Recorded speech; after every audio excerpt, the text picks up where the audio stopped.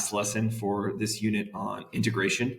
And we're going to be talking about finding integrals involving exponential and logarithmic functions. Okay, so there will be some use of some formulas. So I will be giving you guys a formula sheet before we get to the test. So you can use that. But the key thing here, I know the formulas are going to be new, and the tendency is to focus on, knowing those formulas. And I'm not saying don't know them, right? It's good to know them. But I just want you to see how the stuff that we did in our last lesson on using substitution to help us evaluate integrals, you're going to see how that's going to be kind of interspersed in all of this. So what I'm trying to say is if you're not feeling very strong about substitution, then all of this is kind of like, there's really no point in continuing if you don't have that down. So that's kind of the main thing I want you to take away from this. Okay, so here's a couple of things about the exponential functions. The integral for the natural logarithmic exponential function e to the x is actually e to the x. If you remember from our work with derivatives, right, if you do d dx of e to the power of x, that's you copy e to the x, and then it's times the derivative of what's in the exponent, which is just x, and that is going to be 1, right? So the derivative of x is 1, so that's why the derivative of e to the x is actually the same. And it's the same thing with the integral. The integral of e to the x is actually e to the x, okay? And this one is very much one of those that I'm just going to either memorize or look up. The integral of a more basic exponential function like 3 to the power of x is going to be 3 to the power of x over the natural log of 3, okay? So I'm going to talk about those first. Let's try this one. The antiderivative of e to the power of x. So I'm trying to find the antiderivative of e to the negative x power, okay? Now, first thing I'm going to do is I'm going to substitute as u equals negative x. So the derivative of that, or du, is going to be negative 1 dx.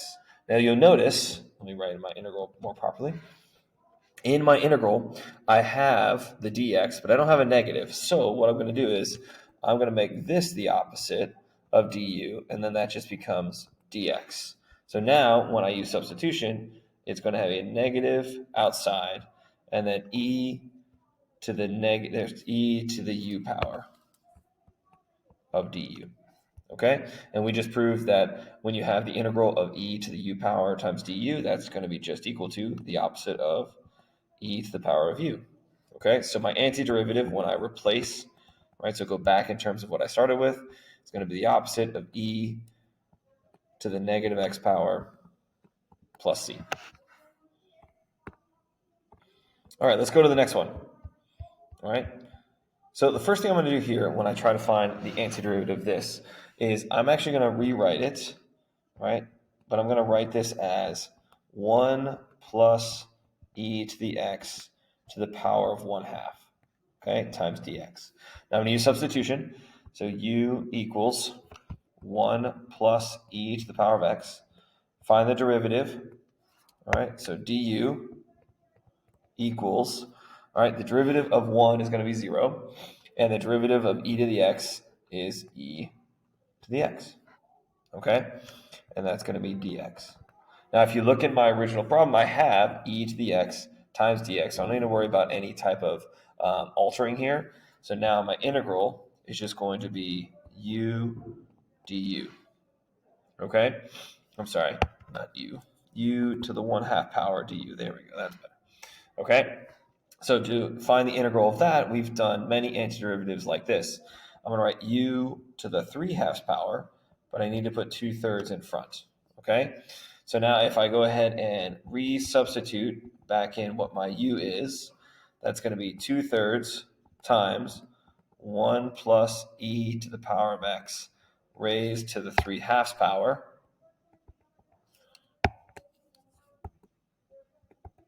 plus c. Okay, so this is going to be the antiderivative for this one.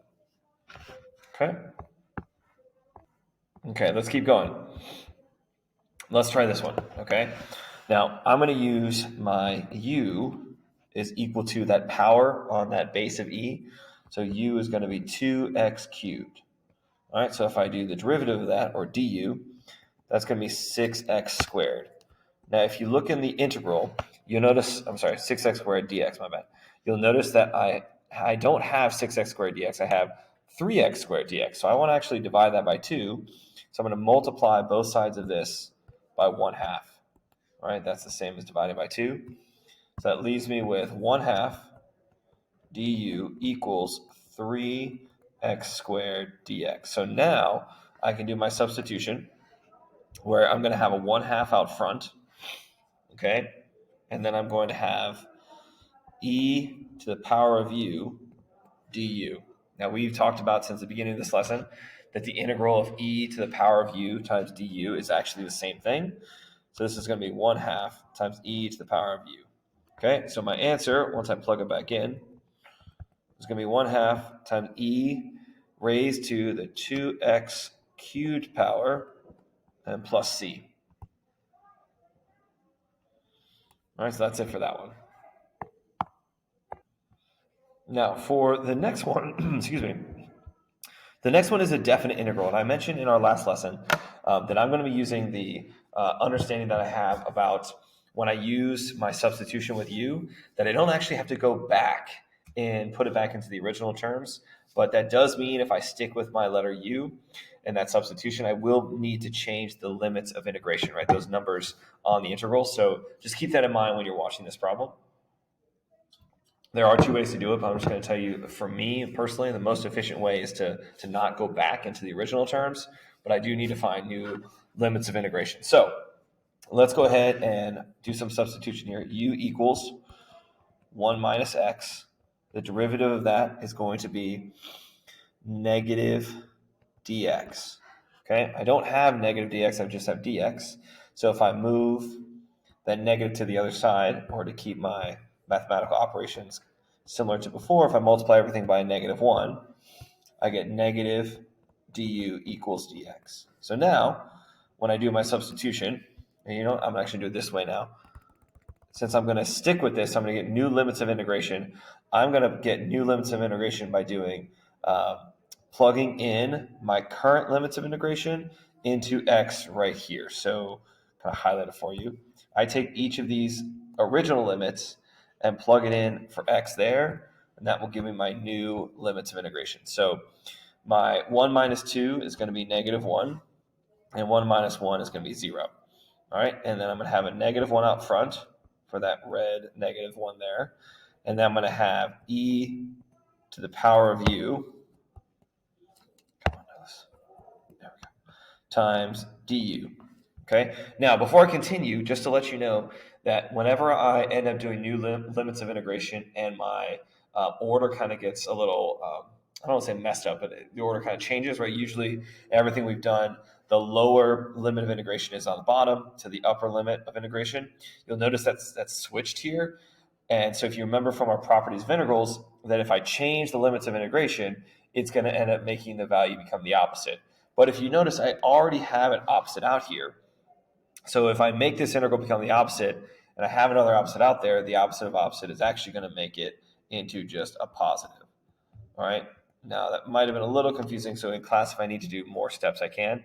But essentially, I change the limits of integration in my head. It makes the value of the definite derivative the opposite. There is an opposite out there, so it makes it become a positive when I switch it. Okay? I know the integral of e to the u power times du is just e to the power of u. So I'm going to evaluate this at -1 and 0, and then subtract. So we have e to the 0 power minus e to the -1st power. So e to the 0 power, anything to the 0 power is 1, minus 1 over e. All right, so that's my answer for this one. Okay, let's try another definite integral. All right, so let me substitute. Actually, before I substitute, let's do this. Let's rewrite this as the integral from 1 to 2 of e, watch what I do with this. 1 over x is going to be to the -1st power, and then x squared is going to become x to the -2nd power times dx. Okay? Oh, I'm sorry. That should be e to the x to the -1st power. There we go. All right, so my u substitution I'm going to use is going to be x to the -1st power. So du is going to be negative 1 times x to the negative second power times dx. And if you look at my problem, I have everything I need there, x to the negative second power times dx, but I don't need that negative 1. So what I'm going to do is I'm going to multiply both sides by negative 1. And that gives me the opposite of du equals x to the negative second power times dx. So now when I do my substitution, I'm going to have e to the power of u, all right, times du with that negative out front. Now let's get my new limits of integration. All right, I'm going to be plugging in 1 and 2 into my my u over here. So that's going to be 2 goes into x. That's going to be 2 to the negative first power, right? And 2 to the negative first power is going to be, 1 over 2. All right, so that's going to be 1/2. Okay, and then if I plug in 1 over 1 to the first power is just going to be positive 1. Now you notice, just like before, my order kind of got switched on me. So just like I'm going to do, like I did in the previous example, I'm going to switch this to 1/2 to 1 of EU times du. And because when I switch it, it becomes a negative, excuse me, but there's already a negative up front, now it becomes a positive. So this is going to be e to the power of u evaluated for 1 and 1/2, and then I subtract what I get. So e to the first power minus e to the 1/2 power is going to be e minus the square root of e. All right, so that's it for that example. Okay, now I had a continued slide, didn't end up needing it, but when I flip to this part of the notes, this is where I mentioned where we're going to be using a lot of these formulas. All right, so you'll definitely be given these formulas to help you when you take the integral of these logarithmic functions. And the one that I found personally, as you'll see in the review that we do for the test on this, since I'm using actual AP questions, the one that pops up the most is this one. Okay, so if, I would love to say that I would commit all these to memory, but there's a lot going on. If I had to pick one to commit to memory, it'd be that one. The integral of x to the negative first power times dx is going to be the natural log of the absolute value of x plus c. All right, all the other ones, we'll use if the need arises. So let's try this one. All right, so I have the integral of 3 over x minus 10 and then times dx. Now you may not see that we can actually use this or those previous formulas, but that 3 is by itself. So if I move that 3 out front like a constant, it's going to be 1 over x minus 10 times dx. Now if I use my substitution, where u is equal to x minus 10, take the derivative, so du is just going to be equal to dx, which is what I have. Then this becomes 3 times the integral of 1 over u times du. All right, and I have one more step to make it look like my formula. That becomes u to the negative first power times du. So if you look here, I've now put it in that formula of the integral of x to the negative first power times dx, which is the integral of u to the negative first power du. So this becomes 3 times the natural log of the absolute value of u. All right, and so my answer, when I go back into the original terms, is going to be 3 times the natural log of the absolute value of x minus 10, plus c. All right, so that's it for that problem. Okay, so for this next one, I am going to draw my integral, and I'm going to move that denominator up to the numerator and put it raised to the negative first power, okay, times dx. So now what I'm going to do is I'm going to use my substitution. And you might be wondering, okay, which one, Mr. Frederick, do you use to label as your u? And what I always look at in this case, like, I'm going to take the derivative of u. So when I look at taking the derivative of x to the fourth power, I'm going to need to get x cubed. So that's why u is actually the second one, x to the fourth power plus 3x squared. So du is equal to 4x cubed plus 6x times dx. Now we almost have that. I have 2x cubed plus 3x dx. So I have too much here. So if I divide both sides by 2 or multiply everything by a half, then 1/2 du is equal to 2x cubed plus 3x times dx, right? Which is what I have. So now when I do my substitution, right, I'm going to be replacing this as u to the negative first power times du. Okay, we just went over the formula for that. That's the natural log of the absolute value of u. All right, so now if I plug in my original value for u, it's the natural log of the absolute value of x to the fourth power plus 3x squared and then plus c.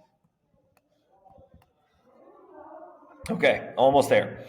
Let's find the antiderivative of this log function. So again, this is very much one of those where I'm like, all right, well, I know there's a formula for it. All right. So I'm going to go back up and read that formula, which says it's going to be x over the natural log of a times the natural log of x minus 1. So let's write that down. So it's x over the natural log of a times the natural log of x minus 1. Let me confirm that I have that. Okay, so for this case, a is 2. So the answer here is going to be x over the natural log of 2 times the natural log of x minus 1 plus c is the answer. All right, so you can see why I don't really spend much time on this, because this is very much like okay, there's the formula, let's plug it in.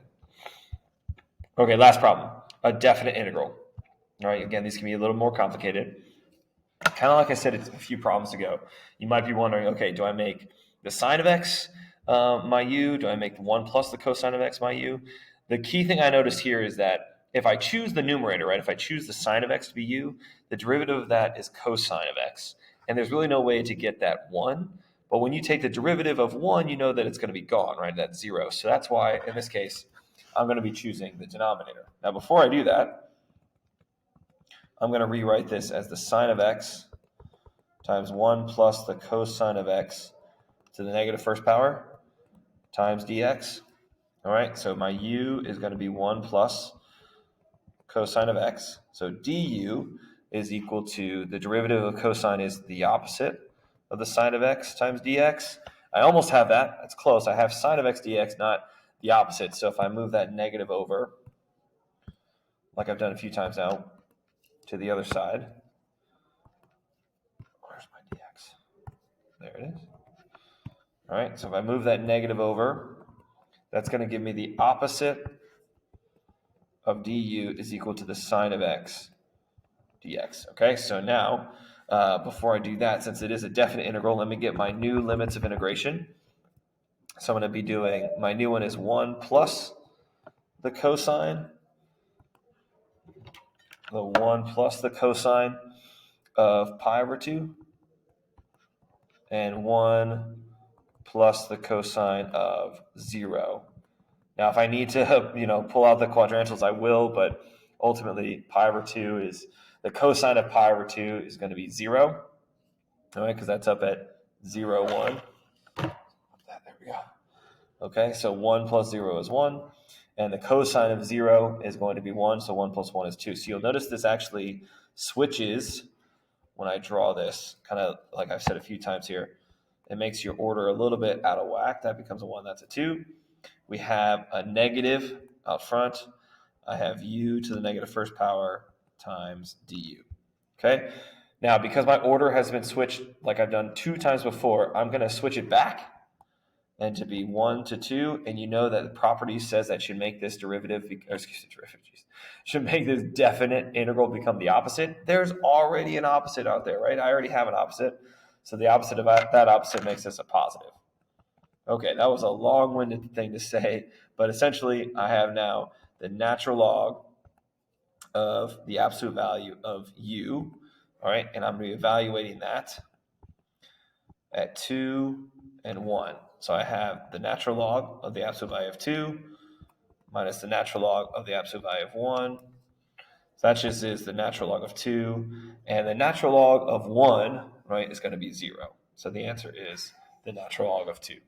Okay, guys, again, you'll see a lot of this when we practice our review for our test, but check out that homework to begin the practice.